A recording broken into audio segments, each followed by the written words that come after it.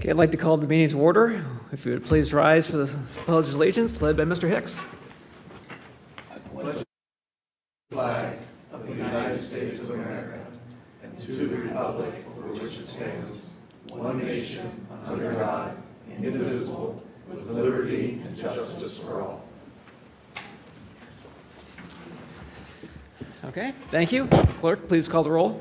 Greenberg. Here. Hicks. Here. Mako. Here. Collier. Yes, here. Shapaka. Here. Soriano. Here. Tamarkin. Here. Okay, any additions to the agenda? Seeing none, we'll do the approval of minutes. Do I have a motion to approve the minutes from the September 11th, 2024 meeting? It's moved by Hicks. I have a motion by Mr. Hicks. Do I have a second? Second, Tamarkin. Second by Mr. Tamarkin. Any discussions?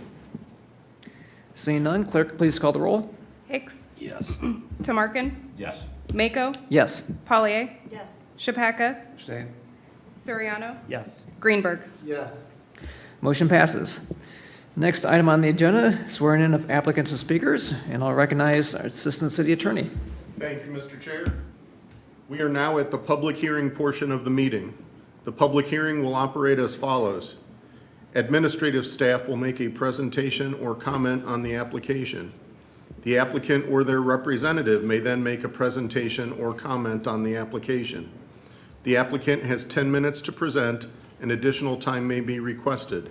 Permission is at the discretion of the chair. Public comment will then be open for 3 minutes allowed per speaker. Additional time may be requested. Permission is at the discretion of the chair. Speakers must complete a speaker slip and come to the podium and state their name and address. The applicant will then be given 10 minutes to comment. Additional time may be requested. Permission is at the discretion of the chair. If there is more than one application pending for a particular address, the presentation on each application may be consolidated and presented as one. At this time, will persons wishing to present testimony this evening please rise and raise your right hand to be sworn in. Do you solemnly swear that the testimony you are about to provide will be the truth, the whole truth, and nothing but the truth? If so, state I do. Thank you. Thank you, Mr. Roth. We'll now move into our applications and public comment. We have 3 variance cases tonight, and I'll read the first item into the agenda, or into the record.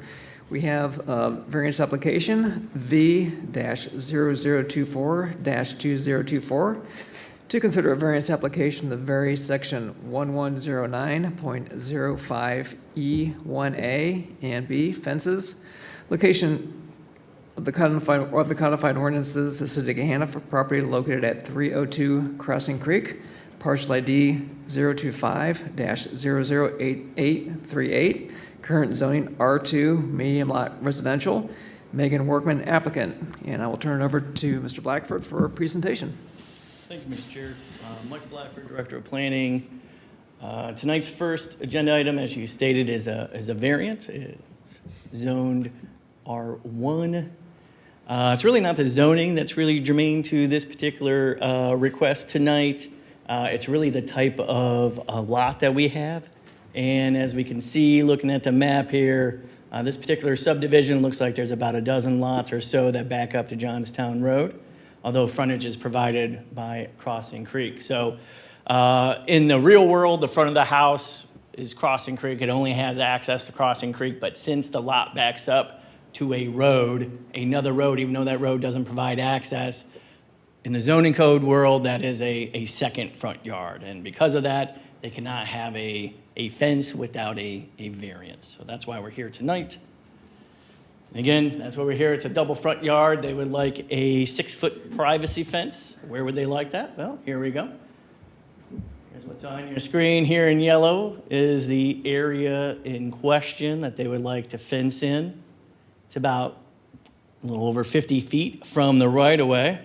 And when Maddie showed me this picture here, I had to ask what this was, and this is the street view along Johnstown Road. So it's very heavily vegetated. You really wouldn't be able to see this particular fence. So it shouldn't really have any impact on any of the commuting public or the adjacent properties.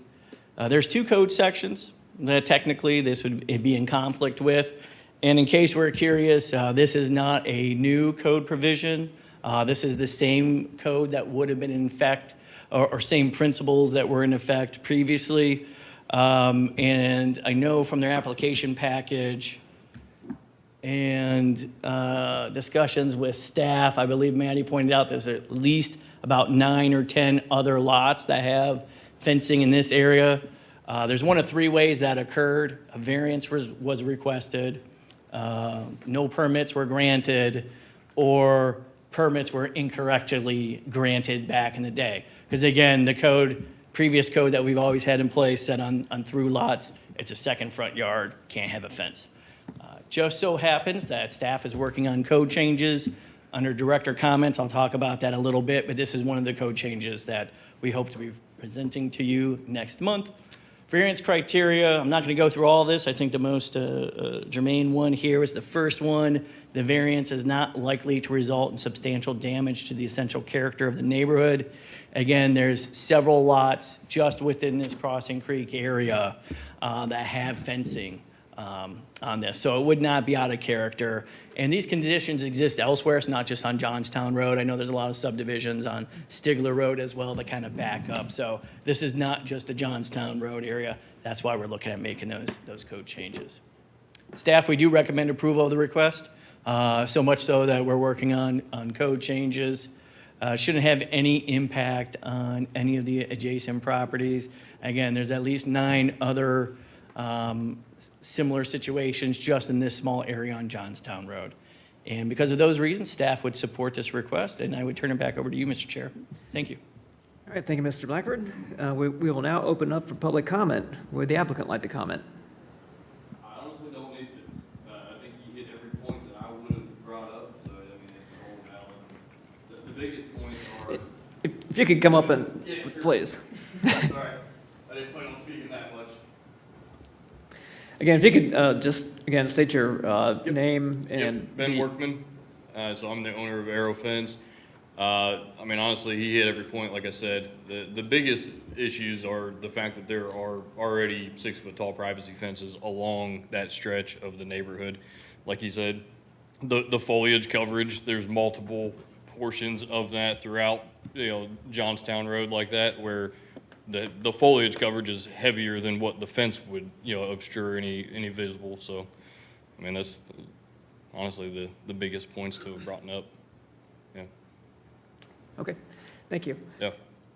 All right, I did not receive any speaker slips, so we will close public comment and open it up to the commissions. Starting on my right, Mr. Greenberg. Thanks. Thank you, Chair. Just one, I guess, question for Mr. Blackford or the applicant. Is the fence going to be tied in to neighbors on either side? Or is it a standalone rear fence? So they are. If you could come up, please.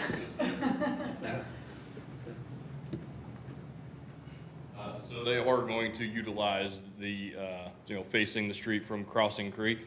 So their right-hand neighbor, they are going to utilize that fence. So they'll be tied into that fence? Same size, same type of fence? Not the same type. They just have a standard dog-eared privacy fence. This is going to be more cap and trim, so aesthetically, it's, a little bit upscaled from what they have. Okay. Thank you. That's all, Mr. Chair. Thank you, Mr. Greenberg. Mr. Soriano. No questions from me. Soriano. Mr. Tamarkin. No questions. Mr. Hicks. I don't have any questions, thank you. Mr. Shapaka. No questions, Mr. Chair. Ms. Pollier. Same, no questions.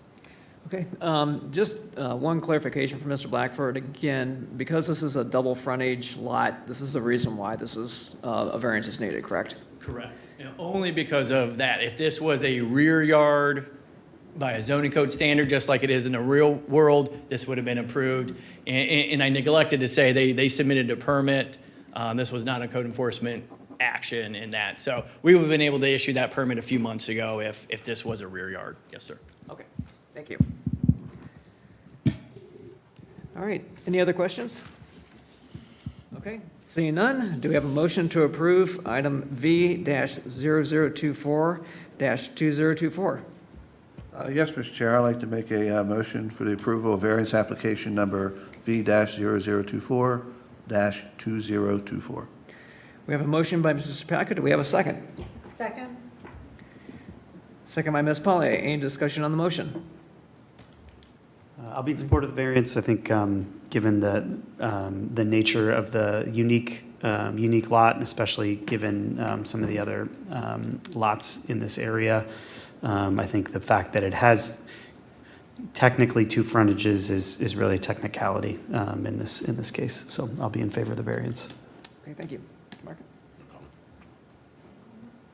Okay, seeing no further discussion, clerk, please call the roll. Chapaka? Yes. Polly? Yes. Mako? Yes. Suriano? Yes. Tamarkin? Yes. Greenberg? Yes. Hicks? Yes. Motion passes. All right, thank you. Okay, our next case, another variance. It is case V-0025-2024 to consider a variance application to vary section 1165.08B10, permanent signs of the codified ordinances of the city of Gahanna for property located at 306 West Johnstown Road, parcel D 025-002810, current zoning MFRD, Gahanna Commons Apartments, Craig Kitzmiller applicant. And I will turn it over to Mr. Blackford. Thank you very much, Mr. Chair. This particular application, this is under the old zoning code. And, whoops, looks like I lost connection here, sorry. Bear with me, I don't know what happened. Oh, fudge. It's gonna take a second. We're supposed to hear that.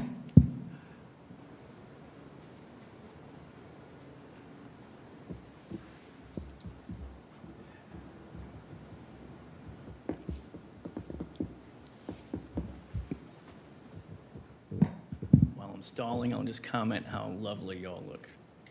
Yeah, appreciate that. Okay. Well, I thought this was already on the map as I started discussing this. Apologies for that. So this application is under our old zoning code. Unfortunately, we don't have the old zoning map, so this is actually a little bit incorrect, but it's really not the zoning that's at play here. In this case, it's really the right-of-way and the setback from the right-of-way. The property in question, as you stated, it was previously zoned MFRD. Now it's R4. It's the same multifamily designation. Has frontage on Johnstown Road, and that's what's creating a little bit of the conflict here. So they're asking approval for a new monument sign. It's only one. The sign does meet code as far as size and height. What it doesn't meet is setback. And it's going to sound like a pretty severe reduction because it is. The code requires 15 feet for essentially all zoning categories, including the MFRD, which this is subject to. They are requesting 1 foot. And we're going to dive into that here a little bit. So this is the property in question. Unfortunately, I had a bunch of plans pulled up, but I deleted those. This site may or may not look familiar because it was in 2022. We had a design review application that came before Planning Commission. They painted the buildings, gave this particular site a makeover. This particular site has never had any type of ground signage out there. They're asking 1 foot, as you can see, it's centrally located here. This is 1 foot from the setback. What I think is important to note is that while this is only 1 foot setback from the right-of-way, it's actually right at about 20 feet from the edge of pavement. This is not an entirely unique situation. Did a little bit of code research to refresh my memory. Johnstown Road, I think Granville Street, and Eastgate Parkway are all roads where we've seen a lot of right-of-way taking over the years, and where maybe there's been a lot of right-of-way taking, however, the road hasn't encroached into that area of the lot. So yes, they would like a 1 foot setback from the right-of-way, but it's actually 20 feet from edge of pavement. This has been reviewed by our engineering folks. There's no improvements identified at this time that would go on in this area. Engineering was okay with this request. They did not have any objections related to site triangles, anything of that nature. There was just a caveat. If at any time in the future it needs to be moved, it's going to be on your dime, which the applicant has acknowledged. I'll also say that I believe this site I measured at about 550 plus feet of frontage. That's a lot of frontage not to have any signage whatsoever. So certainly, almost all non-single-family properties of this size would have some level of signage. Technically, we're not approving the sign. However, this is what they're requesting. And again, the size, the height was only, was about 5.5 feet or so. The size, it all met code. It just can't meet the setbacks. Why it can't meet the setbacks, I'm sure the applicant can explain this more. But if we look into this area, I know their application did a really nice job. There's, I believe, existing overhead power lines, there's trees, and then there's a parking lot here. And I believe their package showed if they met that setback, it would be so far off the road, it wouldn't have any real function or purpose. So this is under the previous code, the criteria for signage. It's a little bit more relaxed than some of our other variance criteria. Whether there is a beneficial use of the property without the variance, is the variance substantial?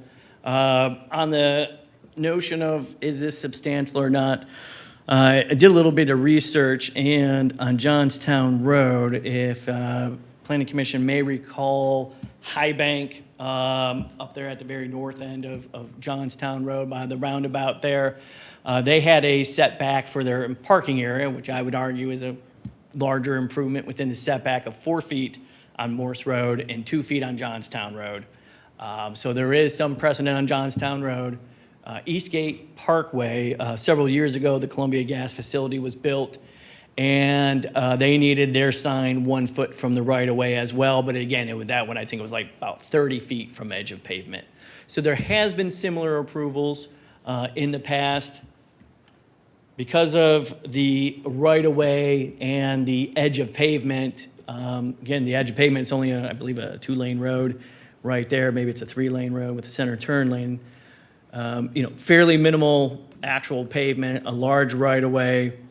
Staff would be in favor of this. There really doesn't seem to be any other location to put on this property that the sign, would have any effectiveness. It would be located so far off the property line that it really wouldn't be effective. Because of that, staff recommends approval. And with that, Mr. Chair, I'll turn it back over to you, and staff's available for any questions. Thanks. Okay, thank you, Mr. Blackford. We'll now open it up to public comment. Would the applicant care to speak? And if you could state your name, address, and association with the project. My name is Greg Kitzmiller. I live at 1148 Gold Place, Gahanna, Ohio. The project's at 306 Johnstown Road. And basically, we've summed up pretty much everything. The biggest issues is our original, when we were originally looking at it, to meet that 15-foot setback, that would have actually put it in the middle of the parking lot, which would have made it a driving hazard. Where the yellow line is, and I'm sorry, I'm struggling to see, I actually have talked to engineering, and we are going to move that to just the west of the west entrance. And I think I submitted that stuff, but it was because there is a storm sewer there. And so when I met with engineering, they were happy to do it over on the other side of the driveway. So that was the only real issue that we had to overcome. And there is not really much place to put that sign. We've researched several areas. Originally, we wanted it to be perpendicular with the road, but there's, that put it so far back off the road that you couldn't, you wouldn't even be able to read it. So by doing it the way we're doing it perpendicular with the road, so it's a single-sided sign, but it should be easily viewed that way.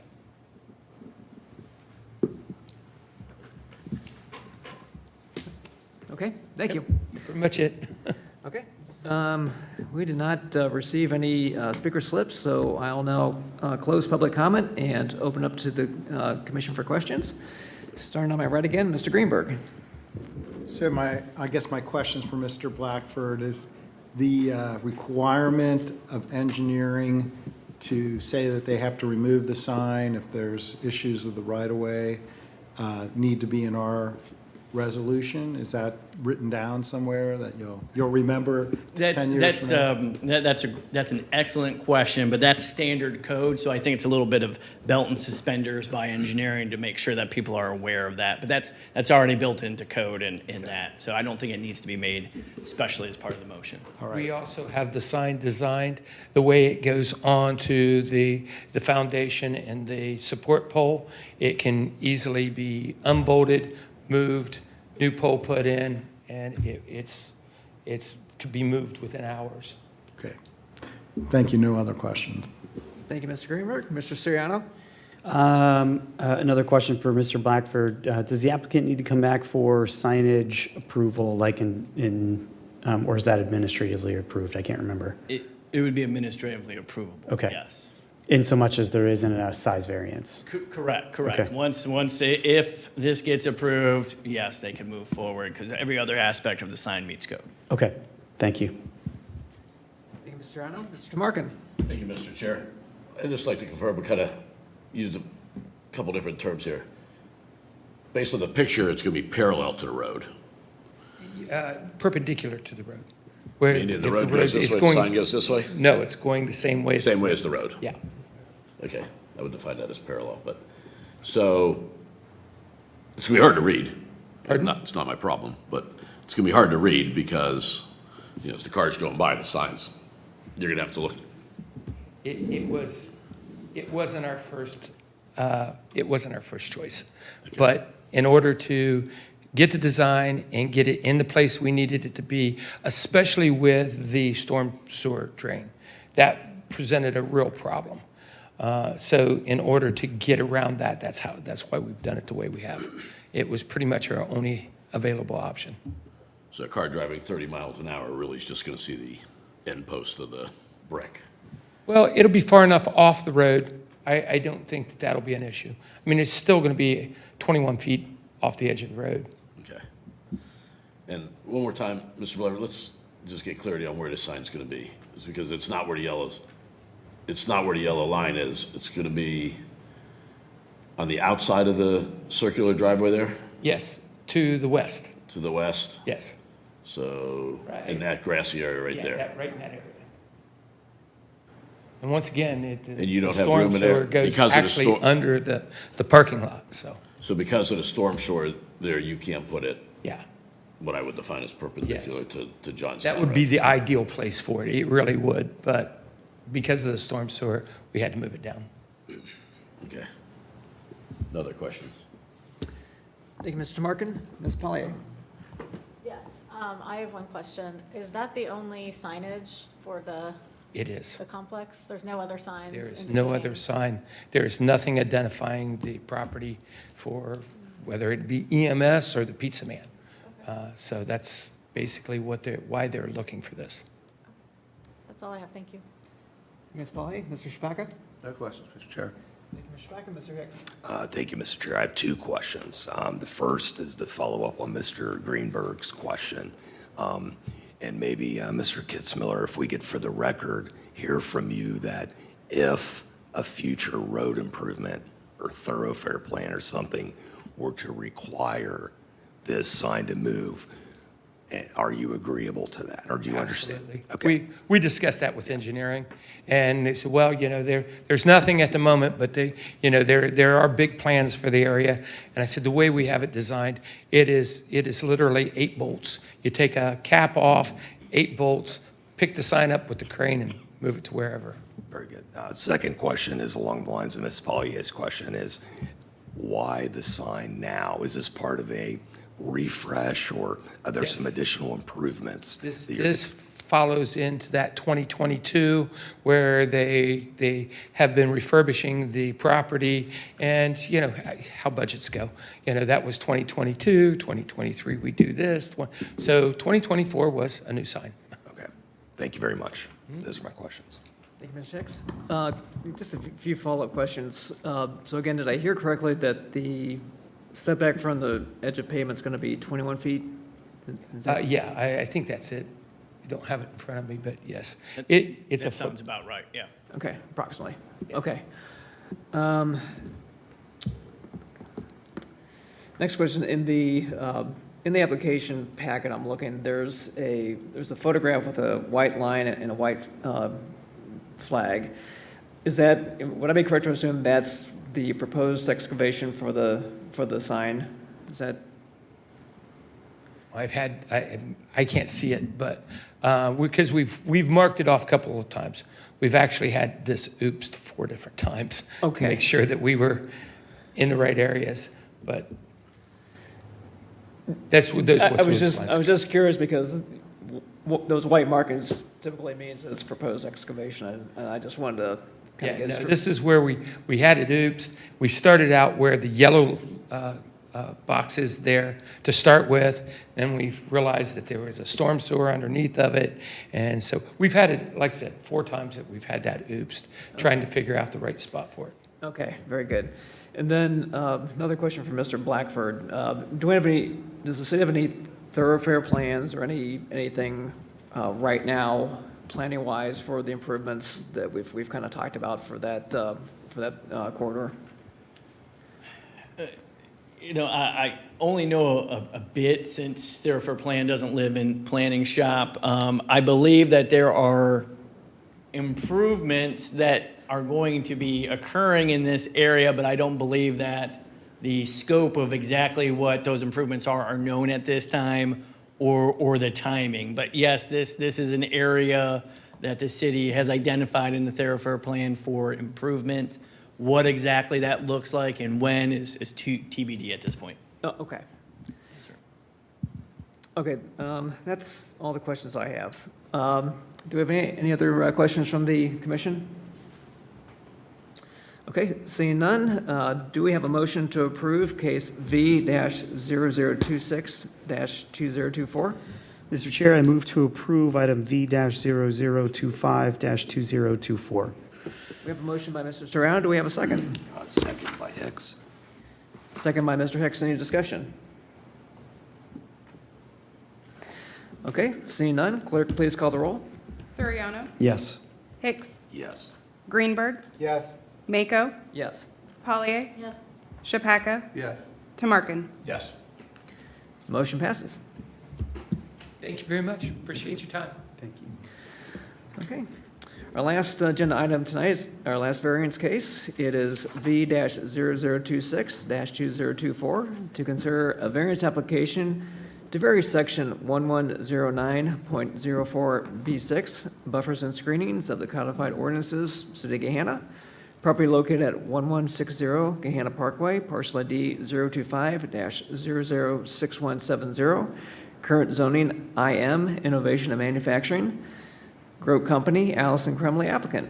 And I will turn it over to Mr. Blackford for a presentation. Thank you, Mr. Chair. We have the variance hat trick tonight. The last one here, as you stated, is located within the IM zone district, that is innovative and manufacturing, previously well-known to us as the OCT, Office Commerce Technology District. This particular site's located, it's Gahanna Parkway, just off of Taylor Station Road.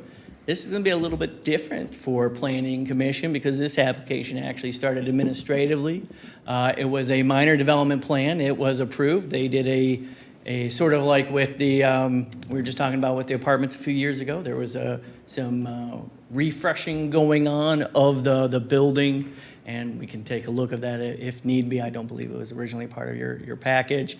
It's located right next, some of you on Planning Commission may remember we had the edge innovation hub. I believe it was maybe like 2019 or so, in this area where they did a refresh of an existing building, did a lot of external improvements. That's why I had like the dark metal. This particular site, they recently went through the minor development plan process, had approvals, and then I believe as they were going through the building permit process, encountered a little bit of a snag. So we'll get into that.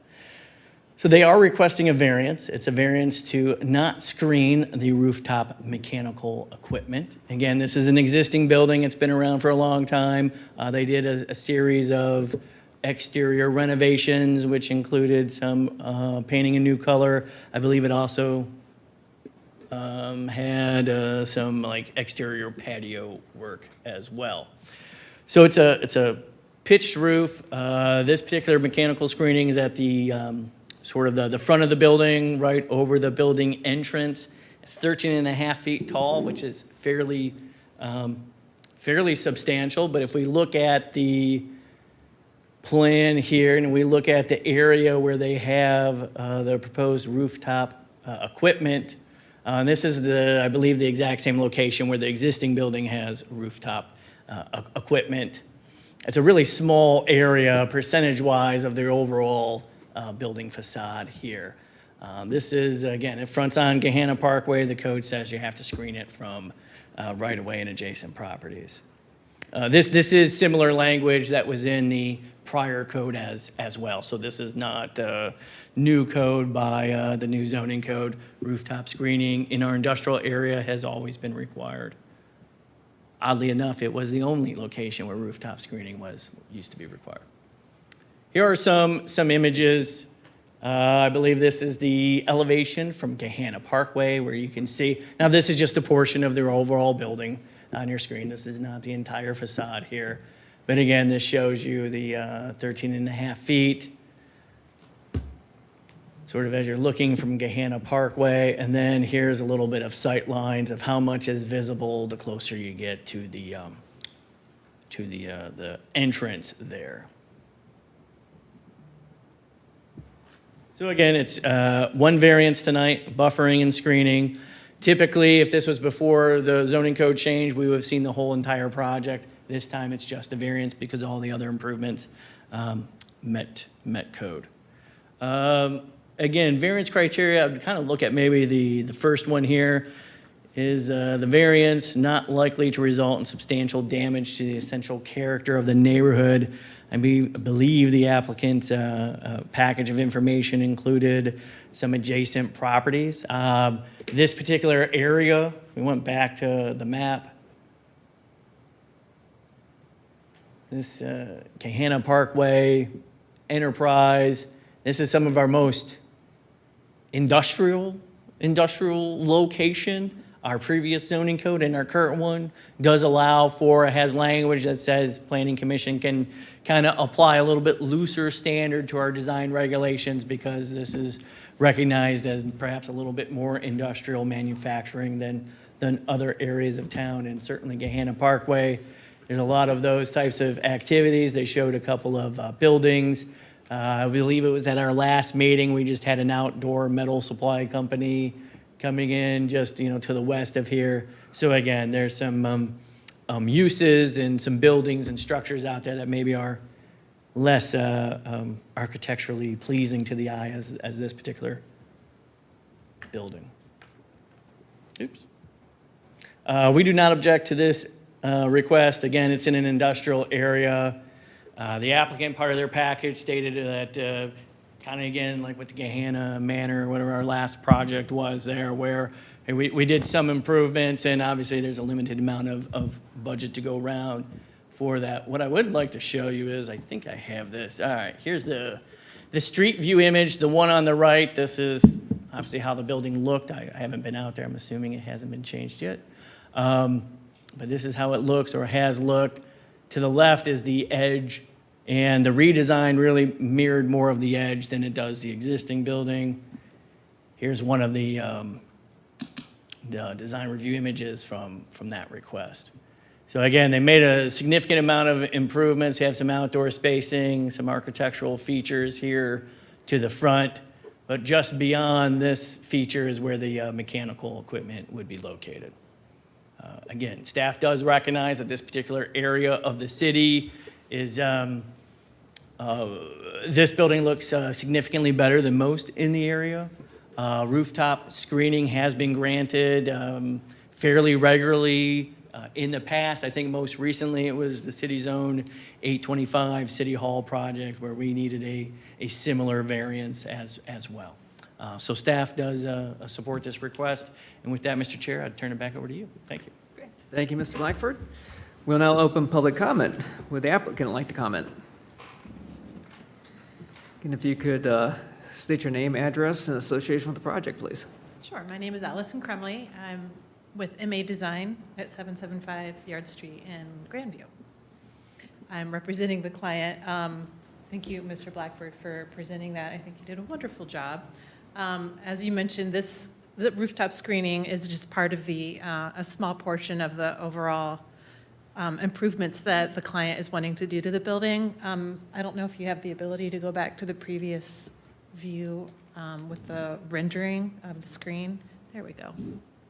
So that was our original hopes and dreams. You can see that we have a new perforated screen element at the front entrance of the building that we were hoping at some point in time of the project could go up in front of the building and then wrap behind and kind of act as a dual purpose, calling out the entrance of the building and covering up the rooftop equipment, but because of budgetary purposes, that the screen gets smaller and then expose the rooftop unit equipment.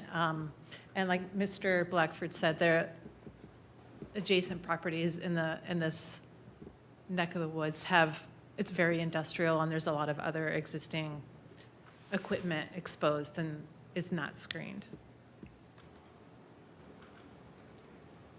Okay. Thank you very much. I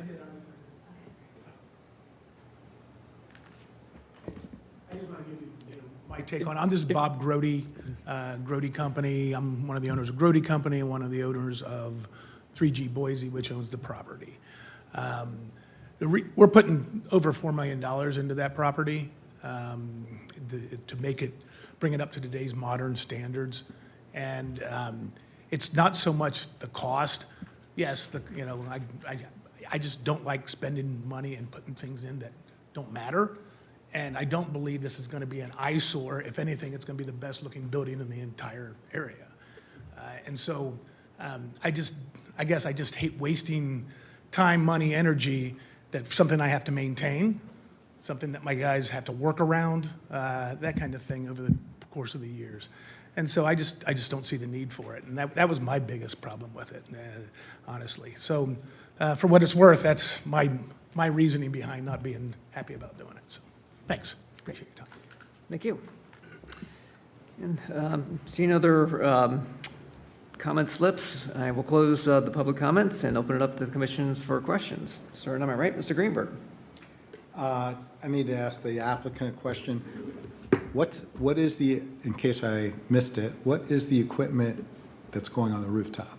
What is that? Is it air conditioning or? Yeah, it's a rooftop unit to heat and cool the office component of the building. Okay. Thank you. No further questions. Thank you, Mr. Greenberg. Mr. Siriano. I'm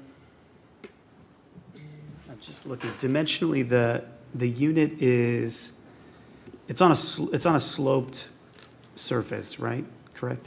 The roof does have a low pitch to it. It will be sitting on some dunnage so that it sits up there flat, which makes it seem taller from the street view than it actually is, but it'll be sitting flat up there on the rooftop dunnage.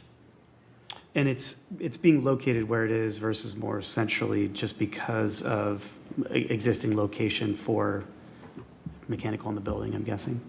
Or That is correct. Okay. Plus, roof support of the equipment is already there. okay.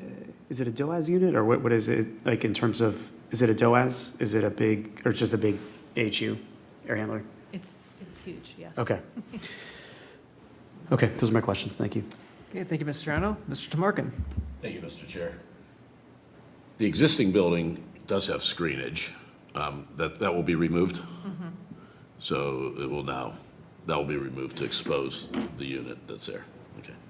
That's all I have. My only question. And just to clarify, the screening, the existing screening and equipment are both being removed, and then a new piece of equipment's getting installed.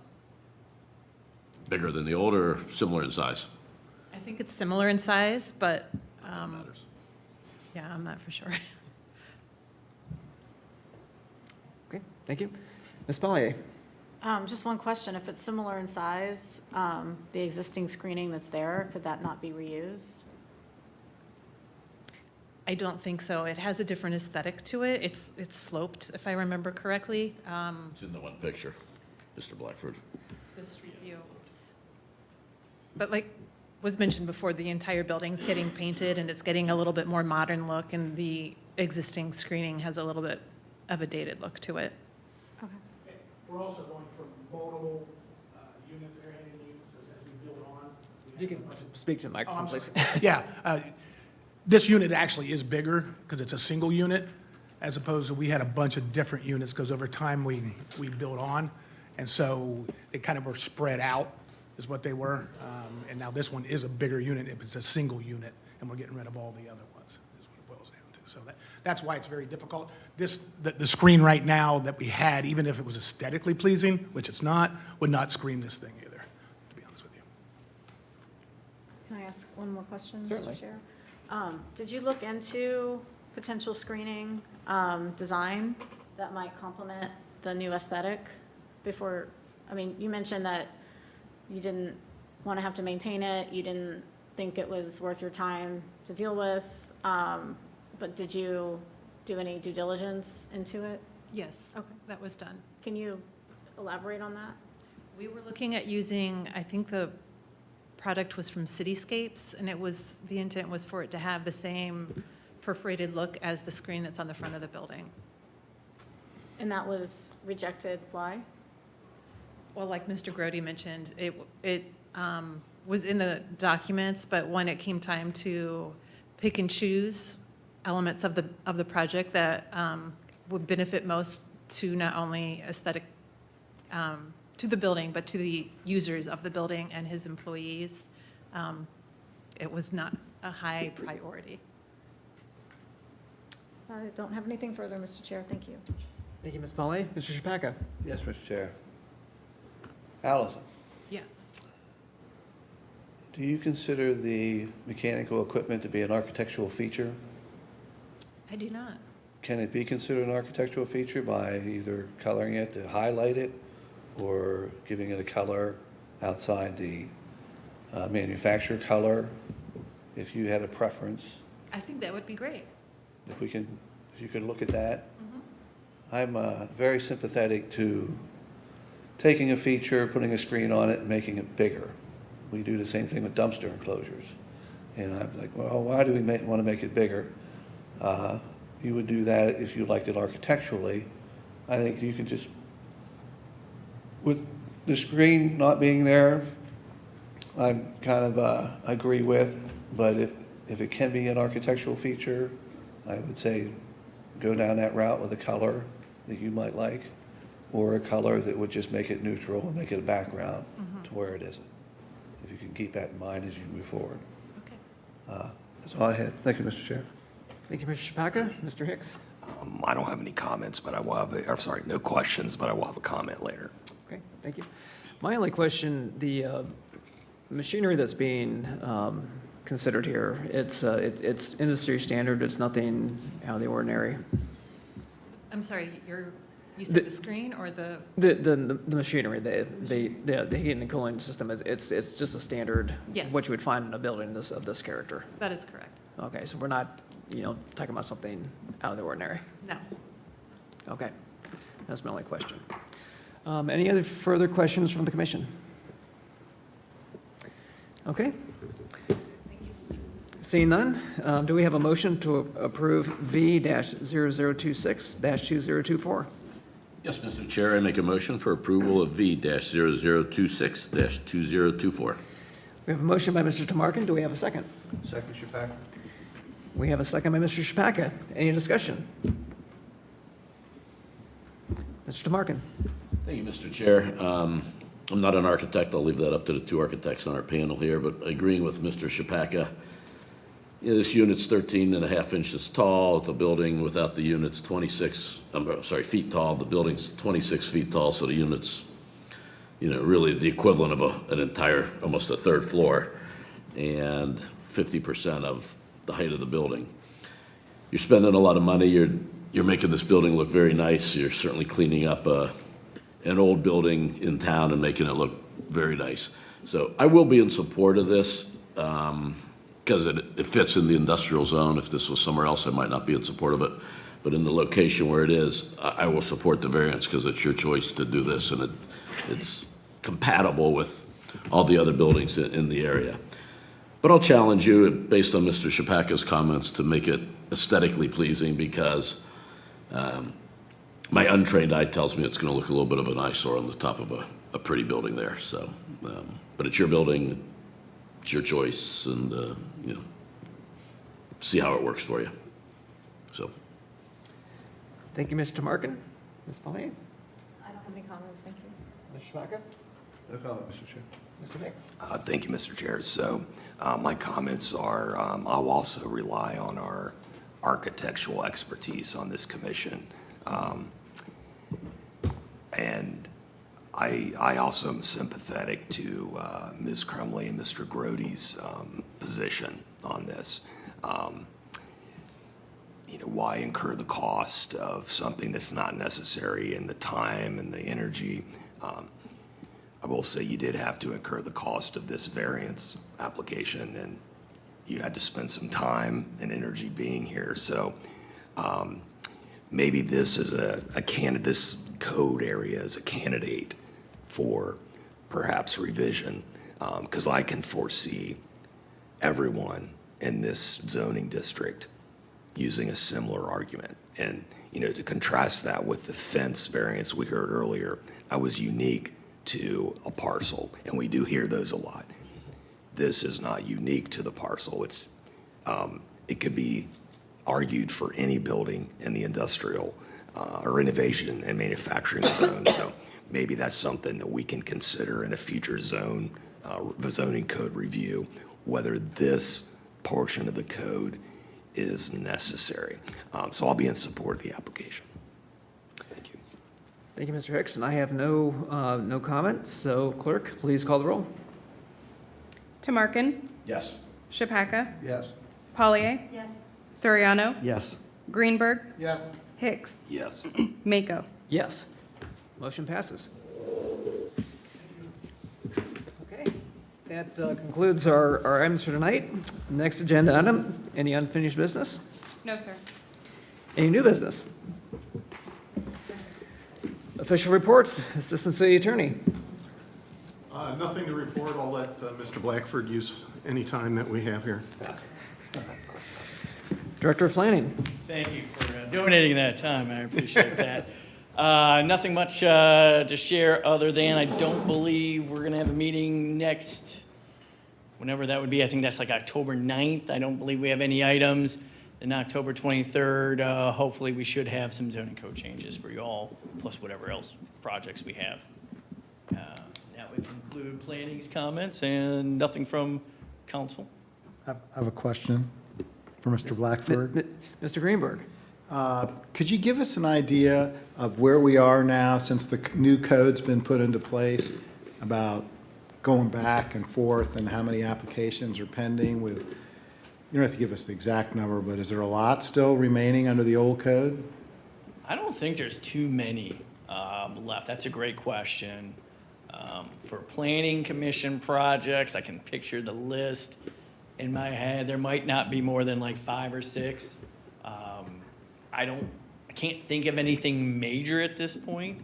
So it's probably, I think like the one we had last week, the Master Metals, was probably like our biggest new project out there of the previous code. I don't think there's anything major So I would think that we have to be close to having these drying up here soon. Right, so at some point, the door will close on the old code. So it will, and that closes, when you file an application, you have to do something with it every 6 months. If it sits idle too long, then it expires. So if people are still moving forward on some applications, there might be one in our industrial area, and I think literally that's about it. So there should be very few left, if any. Okay, and one other question. A year or two ago, your department put together a nice list of all the projects that were approved before Planning Commission for the last year or two. This might have been 2 or 3 years ago. And with all the apartments and, you know, opportunities there, is it a possibility to just summarize what, at the end of the year, where we were at and what was accomplished? Yeah, I can provide that, sure. Okay, that's it. Thank you. All right, I do not see the mayor here, and I do not have any official report at this time. Any correspondence and actions? No, sir. Poll member for comments. Again, starting at my right, Mr. Greenberg. No comments. Mr. Siriano? I was made aware during the meeting that it's National Daughters Day, so happy National Daughters Day to all the daughters out there. I'm going to be getting, I had a request for ice cream on the way home, so. Thank you, Mr. Siriano. Mr. Tamarkin? And I drove my daughter's car to get her gas. Ms. Pellier? I don't have any comments. I can't match that. Mr. Chapaka? I'm going to call my daughter. Mr. Hicks? You need to do the same. Well, I know that my daughter is not as attentive as the Suriano girl. There's no way she's watching this, so. But I helped pay her tuition this quarter, so I think she's good. My only comment's really a question for Mr. Blackford. Did you happen to make a hockey reference? Hat-trick. I did. I think I said a hat trick of variances, yes. Okay, I just want to make sure I was hearing that correctly. Penalty box. Penalty box. Okay, any other business? Seeing none, motion to adjourn. So moved.